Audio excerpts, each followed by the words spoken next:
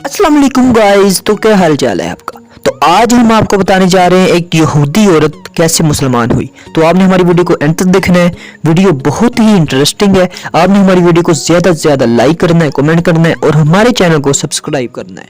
तो आइए चलते हैं वीडियो की तरफ। एक मर्तबा एक यहूदी बच्चा हरमे पाक में आया, जहां हजूर अकरम सल्लल्लाहु अलैहि वसल्लम और मक्के के कुछ और सरदार भी वहां मौजूद थे।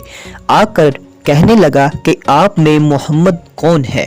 हजूर फरमाते हैं कि आना मोहम्मद, मैं मोहम्मद हूँ। तो वो बच्चा कहता है कि मुझे मेरी माँ ने आपके पास भेजा है।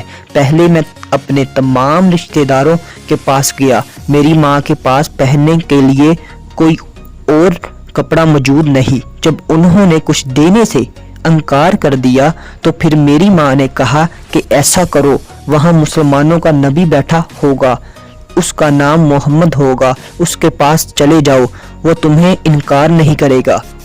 हजूर अकरम सल्लल्लाहु अलैहि वसल्लम ने अपनी ही कमीज उतार कर उस यहूदी बच्चे के हवाले कर दी।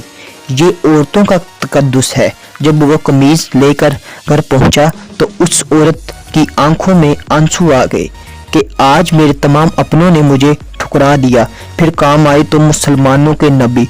उसने गुस्ल किया और कहने लगी, उनकी कमीज ऐसे कैसे पहन सकती हूँ। सुना है कि वो मुसलमानों के नबी हैं। कमीज पहनने के बाद कहने लगी कि चलो अब उनकी बारगाह में कलमा पढ़कर मुसलमान होते हैं।